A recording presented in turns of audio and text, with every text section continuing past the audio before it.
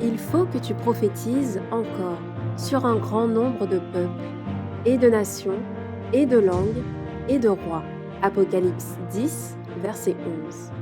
Telle est la mission que nous avons accepté de remplir jusqu'à ce que la terre soit éclairée de la gloire de Dieu.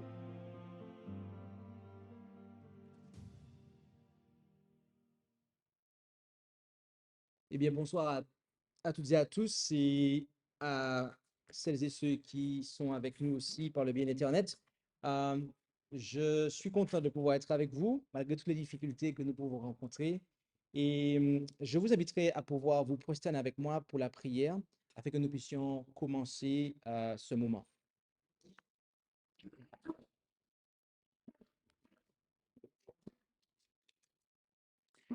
Notre Dieu, notre Père céleste, merci pour ce privilège que tu nous accordes de pouvoir être assemblés ici en cet instant.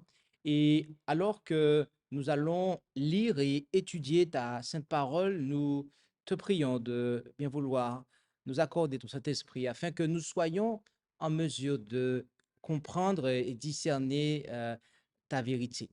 Bénis chacun d'entre nous et nous t'en prions au nom et par les mérites de Jésus. Amen. Le, le titre, le thème de ce séminaire est le message des trois anges. Mais il s'agit du message des trois anges. Nous avons vu que ce message se situe en Apocalypse 14 à partir du verset 6 jusqu'au verset 12. Là est contenu dans la Bible le message de préparation pour le peuple de Dieu avant le retour de Jésus qui est présenté dans les textes dans les versets suivants. Et nous avons vu hier la vérité présente. Cela a été le seul message que nous avons pu considérer hier en raison de différentes problématiques que nous avons rencontrées. Et nous avons vu que la vérité, Jésus-Christ, est présente dans le lieu très saint du sanctuaire céleste et qu'elle doit aussi être présente en nous. Et j'aimerais vous poser une question qui est très simple. Qui est Jésus?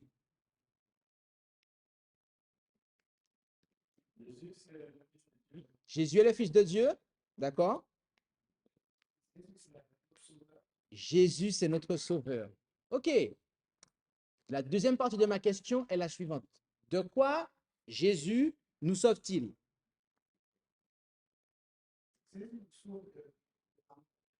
Jésus, on nous dit, nous sauve de la mort, d'accord? Jésus, on nous dit qu'il nous sauve de la mort. Mais que nous dit l'Écriture par rapport à ça? Est-ce que l'Écriture nous dit que Jésus-Christ nous sauve de la mort? En fait, quand nous regardons dans la parole de Dieu, il n'y a pas de verset où il nous est dit que Jésus-Christ nous sauve de la mort. Par contre, l'Écriture nous dit qu'il y a quelque chose en particulier duquel Jésus-Christ nous sauve, et ce quelque chose, eh bien, il nous l'est présenté à plusieurs reprises, d'accord? En effet, on peut on peut voir cela dans l'Écriture, à plusieurs reprises. On nous dit que Jésus-Christ, il est celui qui nous sauve de nos péchés. En effet, lorsque Jean, le Baptiste, présenta le Christ, il lui dit, voici l'agneau de Dieu qui ôte les péchés du monde. D'accord? Donc, l'Écriture est claire à ce sujet. On peut prendre à cet égard Matthieu chapitre 1, Matthieu chapitre 1 et au verset 21, Matthieu chapitre 1 au verset 21, et nous lisons ce qui suit ici. Elle enfantera un fils et tu lui donneras le nom de Jésus, à savoir Sauveur, car c'est lui qui sauvera son peuple de leur péché. Donc, à la question de quoi Jésus-Christ nous sauve-t-il, la réponse est du péché. Jésus-Christ nous sauve du péché. Mais une fois que nous avons trouvé cette réponse, il y a une autre question que nous devons nous poser arrivé à ce stade. C'est qu'est-ce que le péché? Qu'est-ce que le péché duquel Jésus-Christ nous sauve? Parce que c'est une bonne chose que d'être au clair sur l'objet de quoi Jésus-Christ nous sauve, à savoir du péché. Mais si nous ne sommes pas au clair sur ce qu'est le péché duquel Jésus-Christ nous sauve, eh bien, il y a encore là un problème. Qu'est-ce que le péché? Là, dans le christianisme, la plupart du christianisme pensent que le péché est la nature de l'homme. C'est-à-dire que lorsque nous naissons, d'après cette philosophie, lorsque nous naissons, eh bien, nous devenons pécheurs. Aussitôt que nous naissons, eh bien, il semblerait que l'homme devient dès lors pécheur. Et donc, en somme, le péché serait la nature humaine. Mais est-ce que c'est cela? Est-ce que c'est ce que l'Écriture nous dit? Est-ce que l'Écriture nous enseigne que le péché est la nature de l'homme? Est-ce que l'Écriture nous dit que le péché, c'est ce que nous sommes? Il nous faut être au clair sur ça.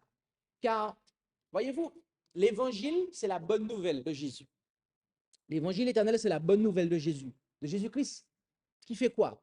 Qui nous sauve de nos péchés. Mais nous devons savoir de quoi?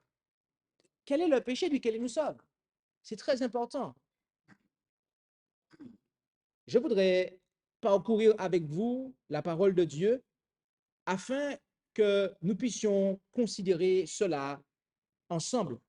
La première chose que j'aimerais placer sous vos yeux, c'est que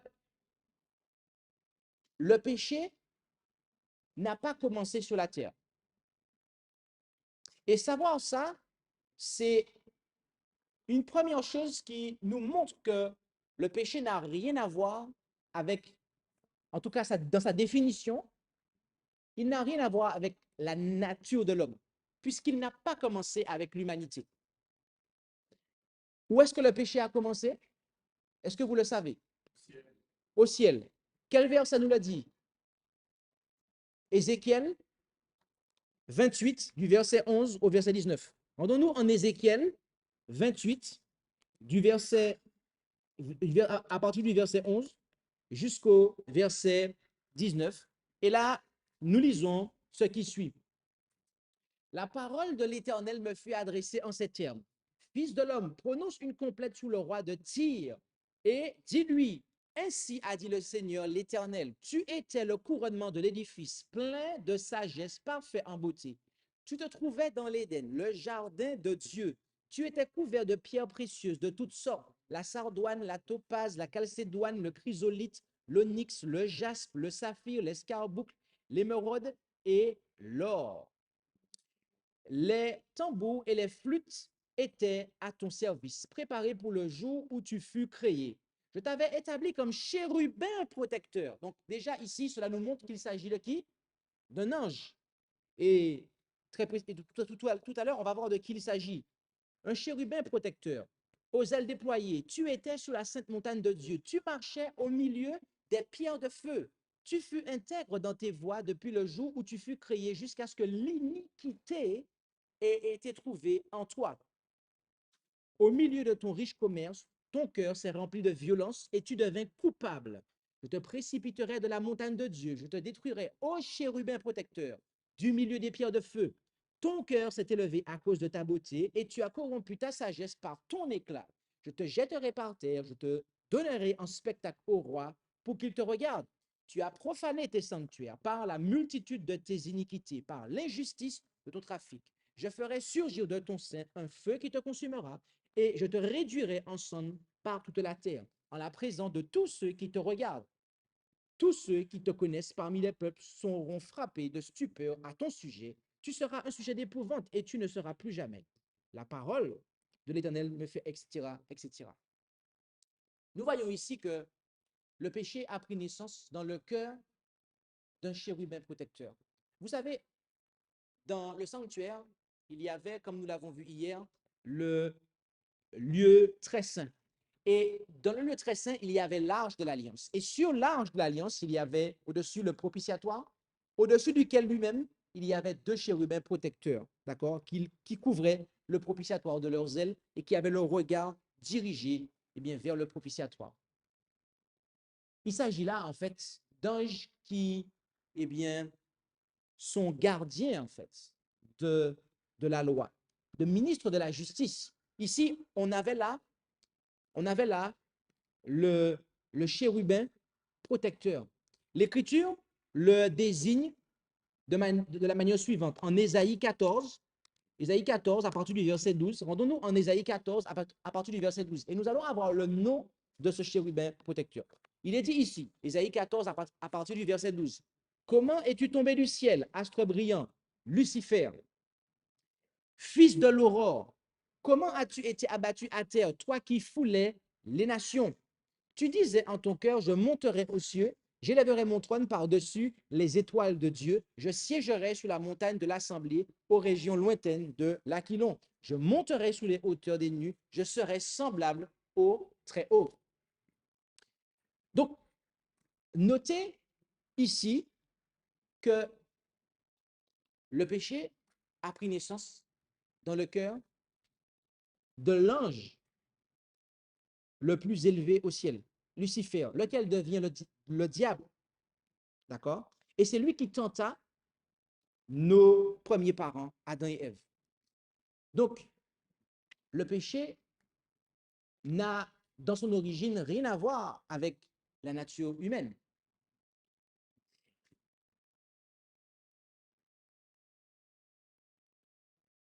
Considérons maintenant, de manière assez chronologique, des textes qui nous parlent du péché et qui nous définissent de façon assez claire ce qu'est le péché. Rendons-nous en Genèse, chapitre 4 et au verset 7. Genèse, chapitre 4 et au verset 7. Et là, nous lisons ce qui suit. Genèse 4 à partir du verset 7. Et là, c'est l'Éternel qui parle à Caïn. On le sait au verset 6. Et au verset 7, il lui dit, si tu fais bien, ne relèveras-tu pas ton visage? Mais si tu ne fais pas bien, le péché est couché à la porte et son désir est tourné vers toi. Mais toi, tu dois dominer sur lui. Si le péché était ce que nous sommes, était notre nature, est-ce que Dieu aurait pu dire ça à Caïn? Non. Pourquoi? Pourquoi en fait?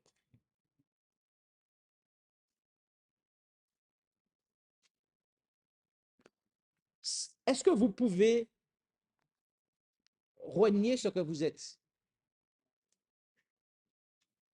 Si nous étions péchés, si le péché était notre nature, est-ce que nous pourrions nous en défaire? Non. Si vous m'expliquez comment vous pouvez vivre sans votre sang, à ce moment-là, je pourrais vous écouter. Mais ce n'est pas le cas, en fait. Considérons un autre texte, Exode 34, à partir du verset 7, et au verset 7 très précisément. Exode 34, au verset 7. Et lisons ça ensemble. On nous parle ici, donc, l'Éternel, au verset 6, et au verset 7, il est dit, qui conserve sa grâce jusqu'à 1000 générations, qui pardonne l'iniquité, le crime et le péché, mais ne tient point le coupable pour innocent, qui punit l'iniquité des pères, etc., etc. Ici, qu'est-ce qui nous est dit? Qu'est-ce qu'on nous apprend ici? Que le Seigneur, il pardonne quoi? Il pardonne le péché. Lorsque nous demandons pardon à Dieu, nous lui demandons pardon pour quoi en fait? Est-ce que nous demandons à Dieu pardon de ce que je suis? Non, pardon de ce que je suis péché. Est-ce que c'est ce que nous demandons à Dieu en fait? Non, on demande à Dieu pardon pour le péché que nous avons commis en fait. D'accord? Si le péché était ce que nous sommes dans l'Écriture, eh bien, nous aurions eu des hommes de Dieu qui demanderaient pardon de ce qu'ils sont. Rendons-nous maintenant en Lévitique 4 et lisons le verset 3. Lévitique 4 et lisons ensemble le verset 3 et nous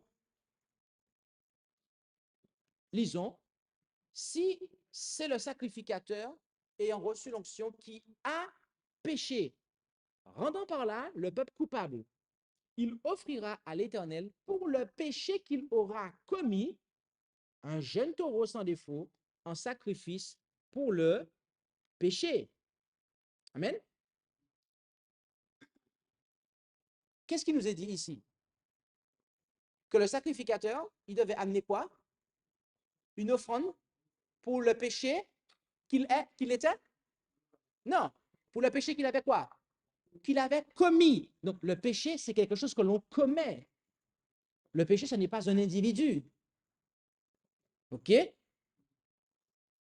Le péché est quelque chose qui se pratique. On a vu tout à l'heure en Genèse 4, verset 7, qu'on peut le dominer. En Exode 34, verset 7, qu'il peut être pardonné. Et en Lévitique 4, verset 3, il peut être pratiqué. Donc, cela commence déjà à nous apporter une idée plus ou moins claire de ce qu'est le péché, en fait. Continuons ensemble. En Romains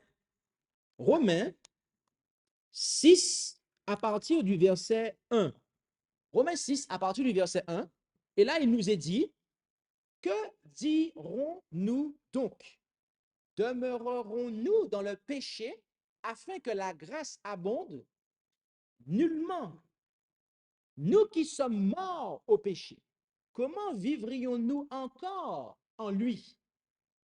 Arrêtons-nous là un instant.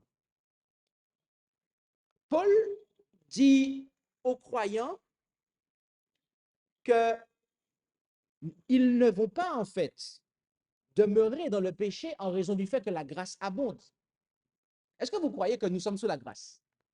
Amen? Oui, moi je le crois. Et Paul dit que lorsqu'on est sous la grâce, lorsque la grâce abonde, eh bien, on ne peut pas demeurer dans le péché. Sauf que si le péché était ce que nous sommes et qu'on est sous la grâce, eh bien, on demeure encore dans le péché, en fait. Puisqu'on ne peut pas changer sa nature. Mais il dit au verset 2, nullement, nous qui sommes morts au péché, comment vivrions-nous encore en lui? Si le péché est ce que nous sommes, en fait, nous vivons toujours en lui. Nous vivons toujours en lui. Il y a un point que je vais établir à partir de maintenant. C'est que l'Écriture nous enseigne effectivement que notre nature est corrompue, que notre nature a été affectée par le péché que Adam et Ève ont commis. Et que de ce fait, nous sommes enclins à pécher. C'est-à-dire que de ce fait, nous avons cette tendance naturelle à pratiquer le péché. Mais comme nous l'avons vu jusqu'ici, dans les textes que nous avons pris, et que nous allons le voir encore, le péché reste quelque chose qui peut être dominé, pardonné et pratiqué. D'accord? C'est quelque chose qui est praticable, duquel on peut être pardonné et qu'on peut dominer. D'accord? C'est ce que les premiers textes qu'on a vus nous apprennent. Donc, notre nature nous pousse à quelque chose qui s'appelle le péché, et cela, eh bien, cela peut être pratiqué On peut en être pardonné et on peut aussi le dominer. D'accord? Lisons maintenant le verset 12 et le verset 14 du même chapitre. Romains 6, 12 et 14. Et là, il nous est dit au verset 12 de Romains 6 que le péché ne règne donc point dans votre corps mortel pour lui obéir en ses convoitises. Si le péché était ce que nous sommes, si c'était notre nature, est-ce que Paul aurait pu écrire ça en fait? Non, puisque si le péché est notre nature, eh bien, il règne dans notre corps en fait. On ne peut pas s'en défaire, d'accord? Parce que ça serait ce que nous sommes. Donc, on ne peut pas s'en défaire. Le verset 14, lisons, car le péché ne dominera pas sur vous parce que vous n'êtes point sous la loi, mais sous la grâce. Là encore, nous voyons que lorsque on est sous la grâce, eh bien, le péché ne domine pas sur celui qui est sous la grâce. D'accord? Le péché ne domine pas sur celui qui est sous la grâce. Beaucoup pensent cela. Oui, nous sommes sous la grâce. Et donc, on est couvert, on peut continuer à pécher. Oui, parce qu'ils pensent, les gens qui pensent comme ça, ils pensent que le péché, c'est ce qu'ils sont.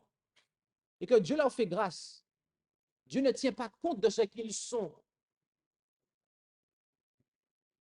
Mais, bien aimé, est-ce que vous avez ici, en République de Guinée, ce que l'on appelle la grâce présidentielle?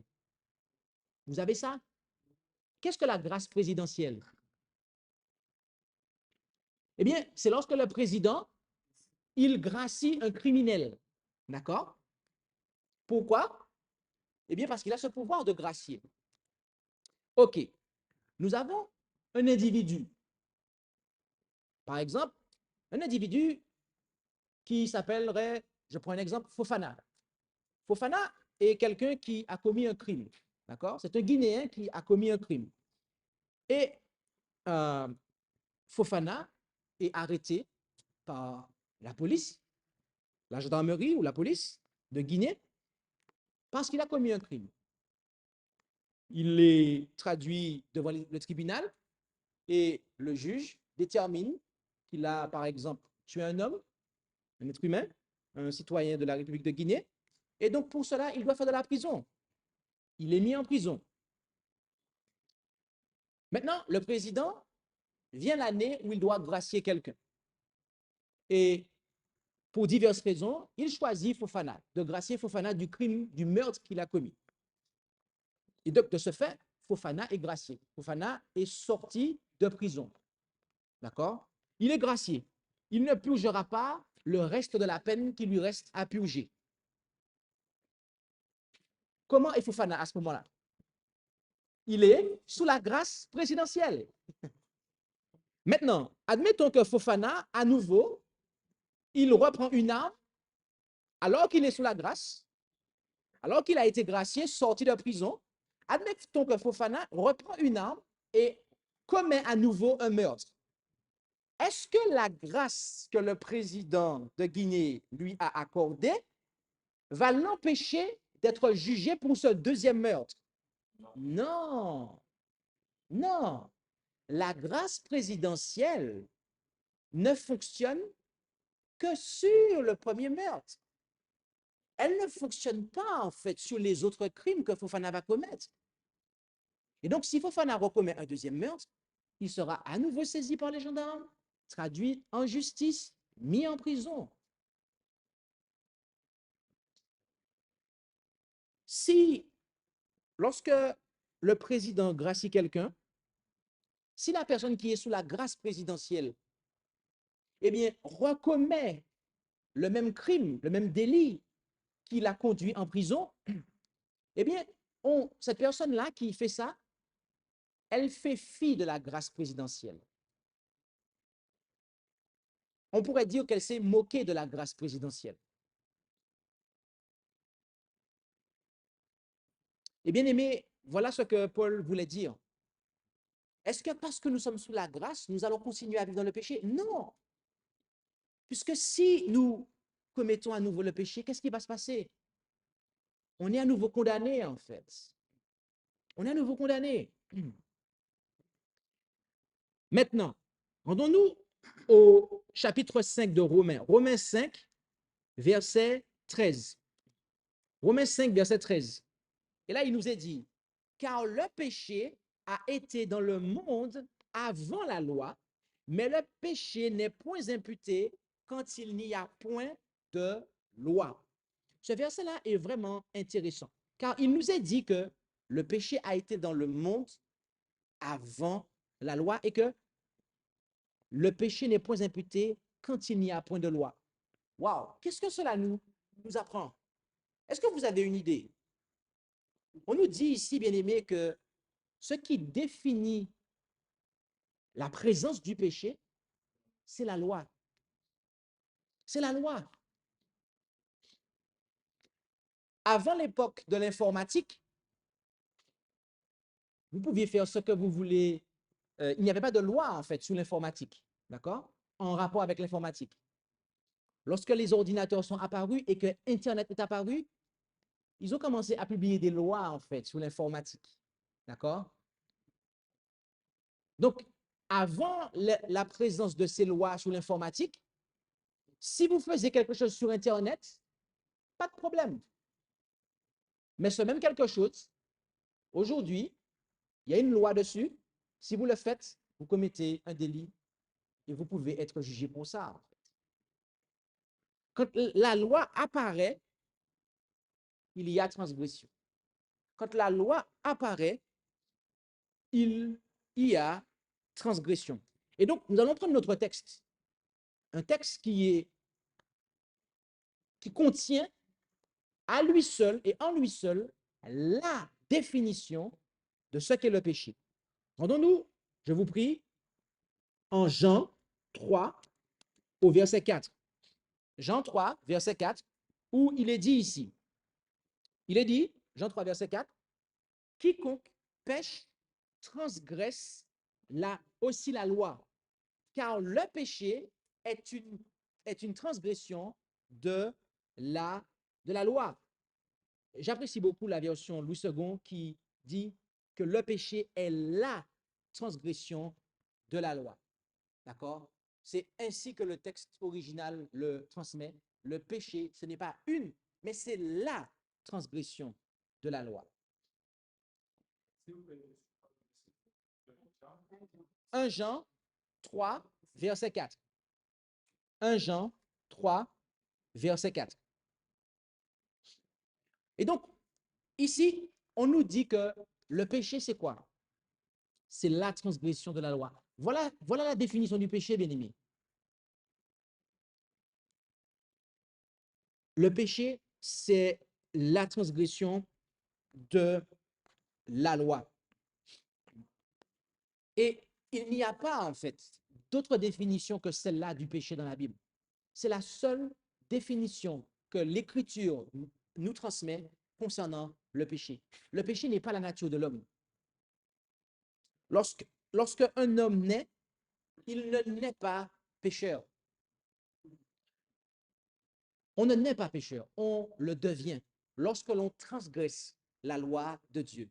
Comme nous l'avons dit tout à l'heure, notre nature est déchue et corrompue, de telle sorte qu'elle nous pousse inévitablement à pécher. Mais l'homme ne naît pas pécheur. Et voyez-vous, comprendre cela est quelque chose d'important. Parce que si nous ne sommes pas au clair sur cela, eh bien, nous ne savons pas, en fait, en définitive, de quoi Jésus nous sauve. Nous pouvons savoir, OK, il nous sauve du péché, mais si pour nous, le péché, c'est notre nature, eh bien, alors que l'Écriture nous dit que c'est la transgression de la loi, qu'est-ce qui va se passer? Si dans ma tête, c'est ma nature, le péché, eh bien, en fait, je vais continuer à pécher. Je vais vivre, en fait, dans le péché. Et au final de compte, Jésus ne m'a pas sauvé du péché. Les paroles de Jean-Baptiste n'auront aucune application dans ma vie c'est lui qui est l'agneau de Dieu qui ôte le péché du monde. À ce moment-là, je serai encore dans mes péchés. Et voyez-vous, il y a malheureusement des églises qui maintiennent leurs membres dans le péché parce qu'elles ont une fausse compréhension de ce qu'est le péché. Oui, il y a un enseignement qui, justement, est le reflet de cette compréhension du péché. C'est l'enseignement de l'Immaculée Conception. Est-ce que vous savez ce qu'est l'enseignement de l'Immaculée Conception? Alors, je vais parler ici de choses et je vais faire allusion à l'enseignement d'une église et je n'attaque en rien des individus, je tiens à le signaler. Nous respectons et nous aimons tout homme. Simplement, nous allons parler ici de doctrine, de concept, dans le plus grand respect pour les individus qui peuvent eh bien, adhérer et promouvoir ces concepts. D'accord? Donc, je tiens à le dire. La doctrine de l'Immaculée Conception, c'est l'enseignement selon lequel Marie, la mère de Jésus, aurait été conçue sans péché. D'accord? Voilà ce qu'est la doctrine de l'Immaculée Conception. C'est que Marie aurait été conçue sans péché. D'accord? C'est-à-dire qu'elle n'avait pas la nature d'Adam après le péché, après que Adam ait péché, mais que Marie aurait eu la nature d'Adam avant le péché. D'accord? Voilà ce qu'est l'Immaculée Conception. Maintenant, quelle est la conséquence de l'Immaculée Conception? Eh bien, c'est que Jésus, qui étant fils de Marie, eh bien, serait né d'une mère qui a sa nature qui n'est pas affectée par le péché, eh bien, lui-même a une nature qui n'est pas corrompue. Autrement dit, la conséquence de croire en l'Immaculée Conception, eh bien, conduit cette Église, l'Église catholique romaine, eh bien, à croire que Jésus n'avait pas la nature que vous et moi nous avons, qui n'avait pas la nature humaine après le péché, mais avant le péché. Mais que dit l'Écriture? Que dit la Bible à ce propos? Parce que là, je vous ai cité ce que l'on enseigne. Certains pourraient dire, oui, mais ce que l'Église catholique dit à ce propos est juste. Qu'est-ce que dit l'Écriture? C'est important de savoir ce que dit l'Écriture à ce sujet. On va justement se rendre dans l'Écriture pour considérer cela ensemble. Entendons ensemble en Romains, et on va lire le chapitre 1 au verset 3.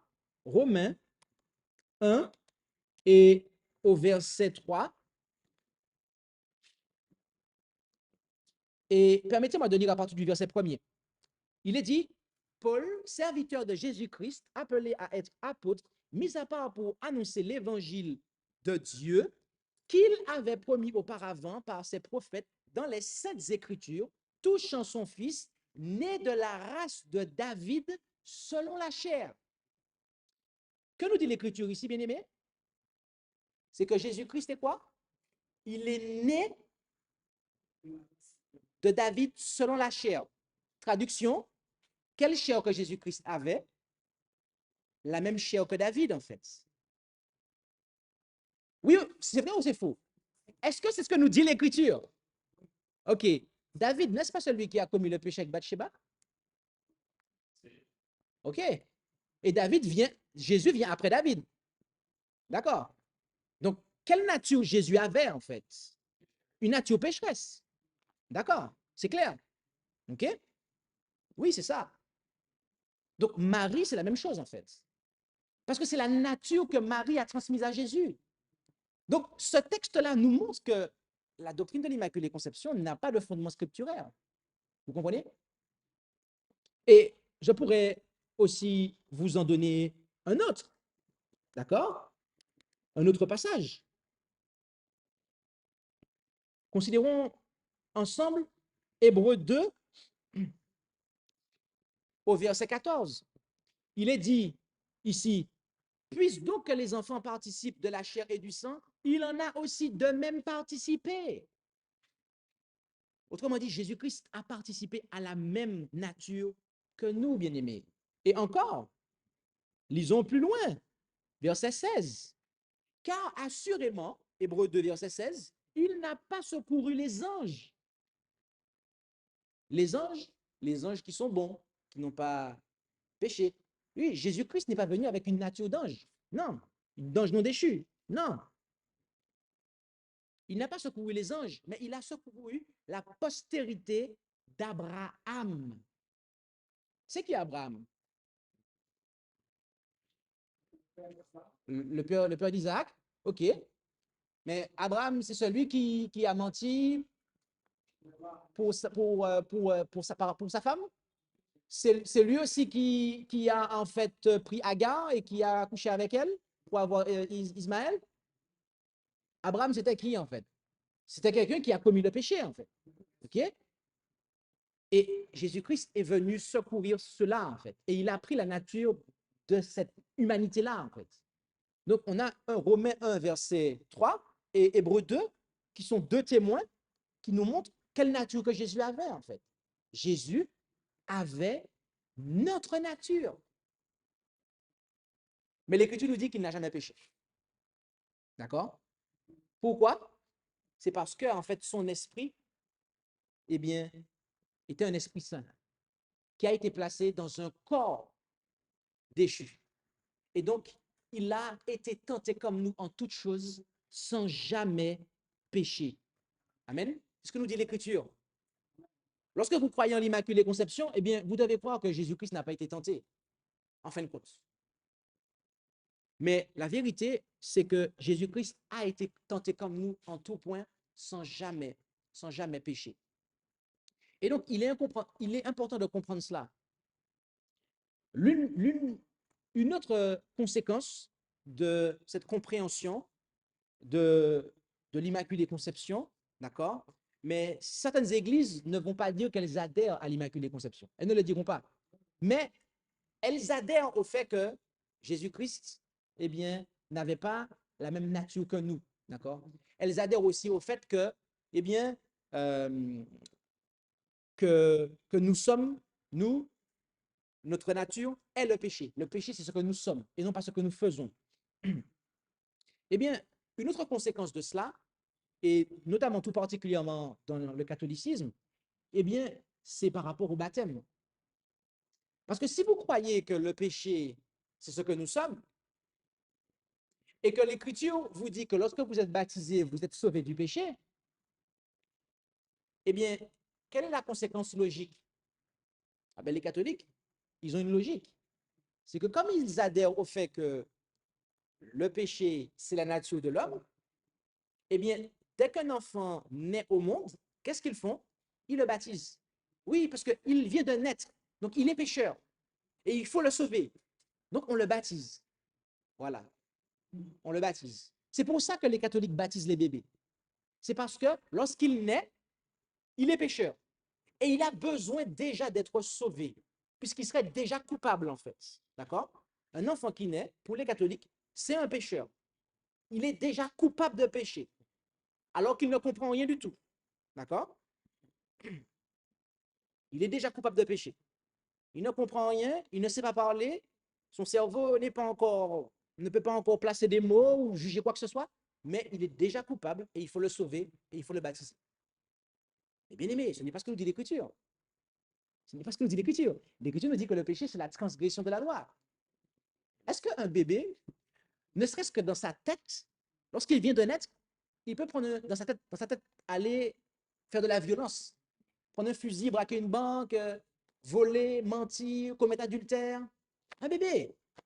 Est-ce qu'un bébé peut ne serait-ce que concevoir ça dans sa tête à l'instant où il sort du ventre de sa mère?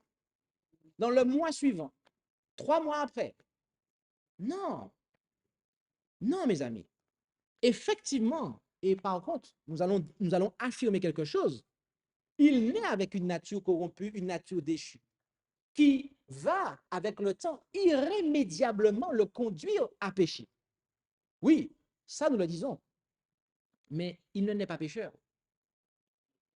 Et dans l'Écriture, nous voyons que le baptême, ceux qui sont baptisés, eh bien, on nous dit que l'une des conditions pour être baptisé, c'est de croire et de nous repentir de nos péchés. Est-ce qu'un bébé peut croire? Non, il ne veut pas croire, il ne veut pas se repentir. Donc, cela n'a pas de sens. Ainsi, nous voyons ce qu'est le péché. Et donc, nous avons vu que le péché n'est pas la nature de l'homme, mais le péché, c'est la transgression de la loi. De la loi. Quelle loi? Et là, maintenant, c'est intéressant de se poser cette question. Parce que nous avons fait un cheminement. Nous avons posé comme question, qui est Jésus? Jésus, il est le sauveur. De quoi Jésus nous sauve-t-il? Nous avons vu que c'est du péché. Qu'est-ce que le péché? Le péché, ce n'est pas ce que nous sommes, mais c'est la transgression de la loi. Maintenant, quelle est cette loi que nous avons tendance naturellement à transgresser et qui fait de nous des pécheurs et qui fait que nous péchons? Quelle est cette loi? Eh bien, voyez-vous, l'Écriture nous en parle. L'Écriture nous en parle dans les termes suivants. Et nous allons le considérer dans le Nouveau Testament de manière à ce qu'il n'y ait pas de problématique ici. Regardons ensemble le texte qui se trouve en Romains 2 et Romains 2. Alors, donnez-moi un petit instant. C'est exact. Romains 2, et on va lire à partir du verset. On va lire à partir du verset 20. D'accord? Il est dit ici, le docteur des ignorants, le maître des simples, ayant dans la loi la règle de la science et de la vie. Toi donc il parle de la loi, hein? Il dit, notez bien, au verset 19, on va lire même à partir du verset 17. Et on va prendre même à partir du verset 16. C'est très intéressant. Ceci paraîtra au jour auquel Dieu jugera les actions secrètes des hommes par Jésus-Christ selon mon évangile. Donc, le contexte ici, c'est un contexte de jugement où Dieu va juger. Lorsque vous allez au tribunal, il y a un jugement qui est rendu. Le jugement se fait par rapport à une loi, en fait. Quelle loi? Considérons la suite du verset 17. Toi donc, qui portes le nom de juif et qui te repose sous la loi et qui te glorifie en Dieu, qui connaît sa volonté et discerne ce qui est contraire, étant instruit par la loi. Donc là, c'est bien que le jugement de Dieu se fait aussi par rapport à une loi. Mais quelle loi? Continuons à lire, verset 19. Qui croit être le docteur des aveugles, la lumière de ceux qui sont dans les ténèbres, le docteur des ignorants, le maître des simples, ayant dans la loi la règle de la science et de la vérité. Toi donc qui enseignes les autres, tu ne t'enseignes pas toi-même. Tu prêches de ne pas dérober et tu dérobes. Tu dis de ne pas commettre adultère, tu commets adultère. Tu as en abomination les idoles et tu commets des sacrilèges. Question. Dans quel code de loi de la Bible nous retrouvons de ne pas dérober, de ne pas commettre adultère, de ne pas avoir d'idole? Les 10 commandements, en fait. Les 10 commandements. Amen. On est d'accord? Donc, la loi, en fait, qui définit ce qu'est le péché, elle a un nom. Elle s'appelle les 10 commandements.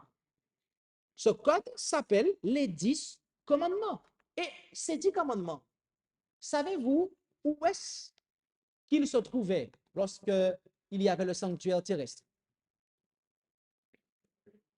Où est-ce? Le coffre? Tout à fait. Et on va regarder ça ensemble en Deutéronome 10, verset 2. D'accord? Deutéronome 10, verset 2. Il est dit ici, Et j'écrirai sur cette table les paroles qui étaient sur les premières tables que tu as brisées, et tu les mettras dans l'arche. Verset 3. Je fis donc une arche de bois de sittim, et je taillai 2 tables de pierre comme les premières, et je montai sur la montagne, ayant les 2 tables en main. Et il écrivit sur ces tables ce qu'il avait écrit la première fois, les 10 paroles que l'Éternel avait prononcées lorsqu'il parlait avec vous sur la montagne, du milieu du feu, au jour de l'assemblée. Puis l'Éternel me les donna. D'accord? Verset 5. Et je retournai et je descendis de la montagne et je mis les tables dans l'arche que j'avais faite, et elles y sont demeurées comme l'Éternel me l'avait demandé. Les tables, ces tables contenaient les paroles de l'Alliance. C'est pour cela que l'arche qui les contenait était appelée l'arche de l'Alliance. D'accord? Et nous avons vu dans la présentation d'hier quelque chose d'important. C'est qu'il y a une arche au ciel. Oui, en effet, en Apocalypse 11, et nous voyons ici, en Apocalypse 11, au verset 19, il nous a dit ce qui suit. Apocalypse 11, au verset 19, nous lisons, « Et le temple de Dieu s'ouvrit dans le ciel, et l'arche de son alliance parut dans son temple. » Il y a une arche dans le ciel. Et cette arche a été conçue pour quoi? Pour contenir, sur terre, elle a été conçue pour contenir les 10 commandements. C'est donc que s'il y a une arche au ciel, c'est que les 10 commandements sont aussi présents dans l'arche. Et donc le jugement de l'humanité se fera d'après quel code de loi, d'après vous? D'après les 10 commandements. Les 10 commandements sont toujours valables, en fait. Ils sont toujours valables. Oh oui, ils sont toujours valables.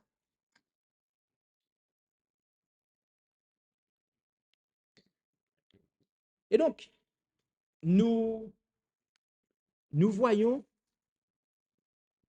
ici que le péché, c'est la transgression de la loi. La loi morale, les 10 commandements, définit les péchés qui ont trait à la moralité. Bien-aimés, retournons dans notre passage de tout à l'heure.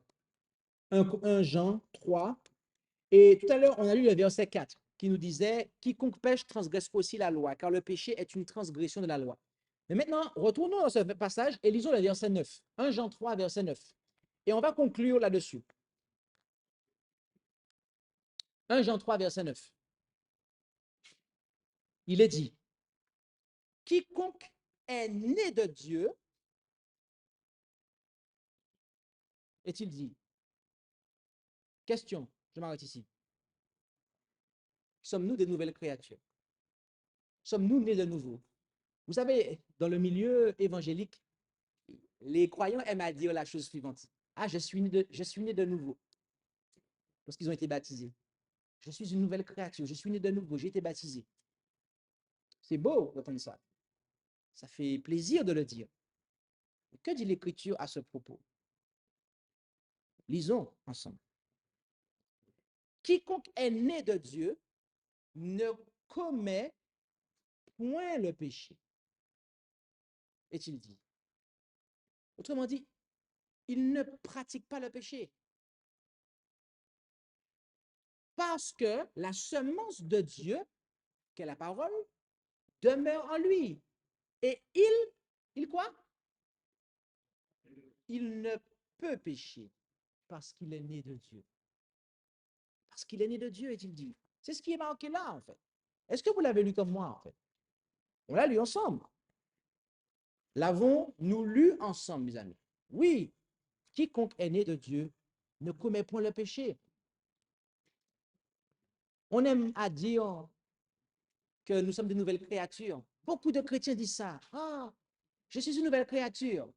Mais juste après, ils vous disent que le péché, c'est ce que nous sommes. Avec la main droite, ils vous disent, je suis une nouvelle créature. J'ai été baptisé, je suis une nouvelle créature. Et avec la main gauche, ils vous disent, mais le péché, c'est ce que je suis. Je ne peux pas faire autrement que de pécher, en fait. Est-ce que vous voyez le problème?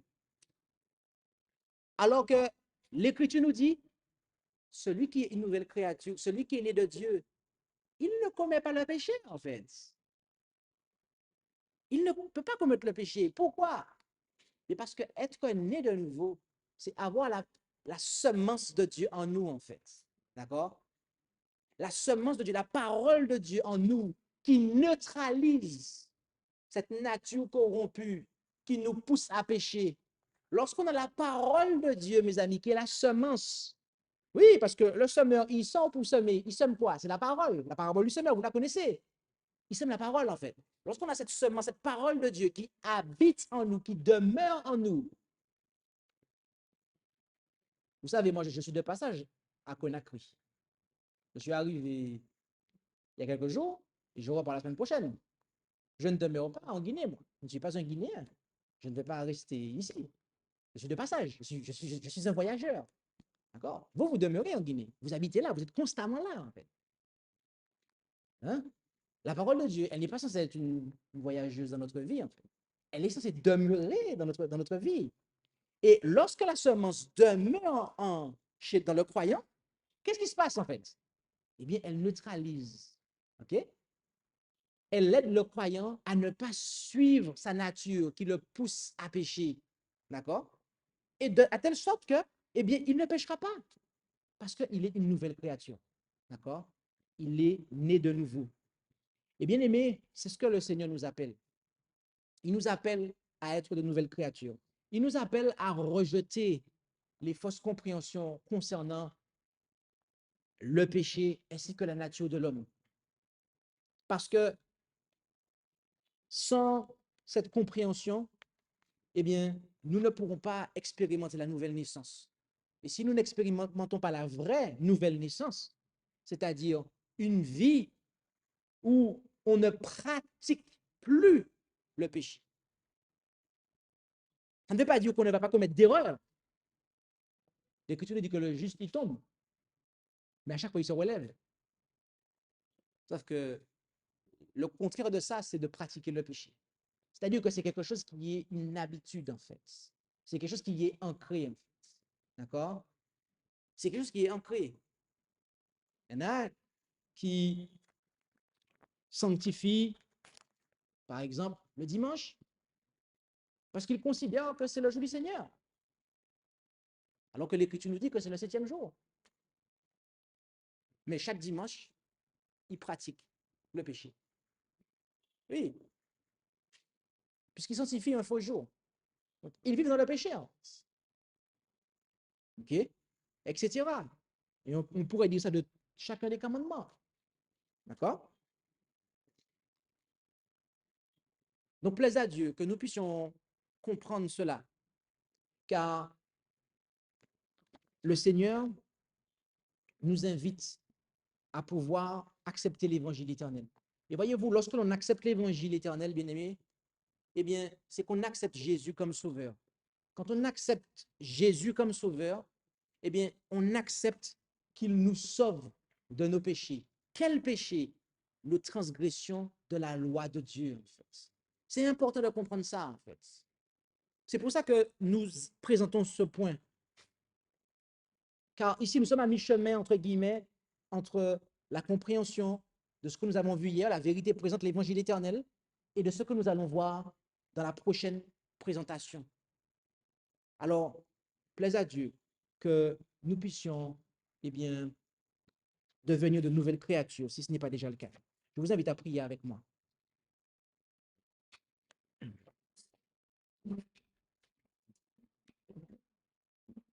Notre Dieu, notre Père céleste, Nous voulons te remercier pour ce moment que nous avons passé dans l'étude de ta parole. Et tu nous fais comprendre que le, le péché et la transgression de la loi, de ta sainte loi, les 10 commandements, et que nous ne naissons pas pécheurs, mais nous naissons avec une nature qui a été affectée par le péché de nos premiers parents. Et cette nature nous pousse inévitablement à pécher.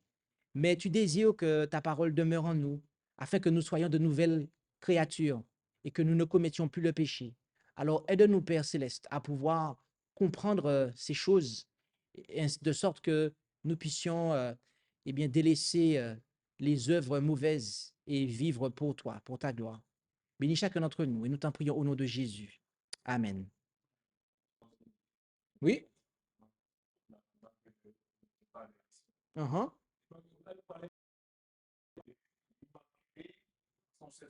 Uh-huh. Ce que j'ai dit, c'est que vous avez dit Marie, selon cette doctrine, Marie n'est pas de la doctrine d'Adam avant le péché, n'est-ce pas? Cette doctrine, effectivement, cette doctrine de l'Immaculée Conception nous enseigne que Marie avait la nature d'Adam avant le péché. Oui.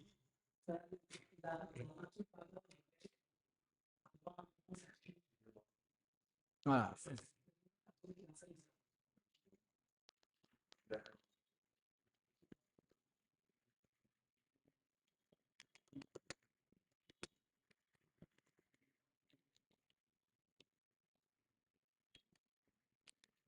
Et cette doctrine, est-ce que vous savez pourquoi, encore un élément, est-ce que vous savez pourquoi elle ne peut pas être vraie?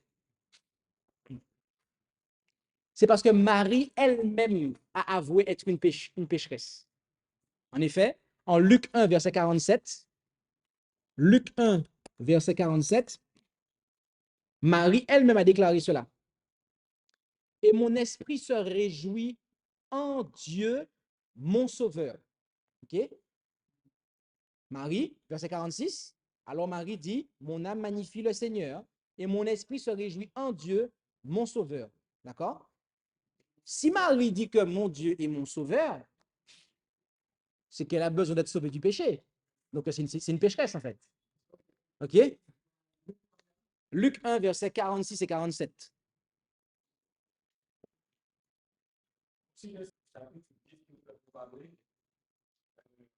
Apocalypse 11, 19.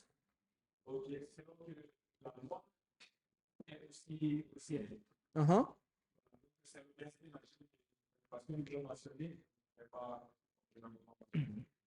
OK. Il s'agit de Apocalypse 11, verset 19, où on nous dit que, eh bien, l'arche, il y a une arche dans le ciel. Et donc, s'il y a une arche dans le ciel, c'est qu'il y a des 10 commandements dans cette arche. D'accord? Parce qu'on sait qu'il y a un sanctuaire dans le ciel. En Hébreux 8, versets 1 et 2, on le sait. Donc, voilà.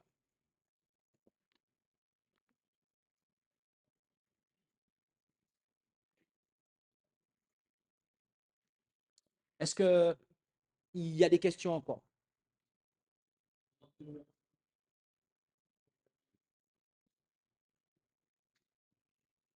Est-ce que c'est clair? Si ce n'est pas clair, n'hésitez pas. C'est le moment. Parce qu'après,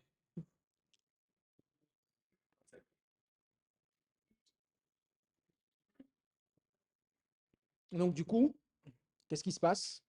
Est-ce que le moment de questions-réponses continue ou est-ce qu'on l'arrête là? Alors,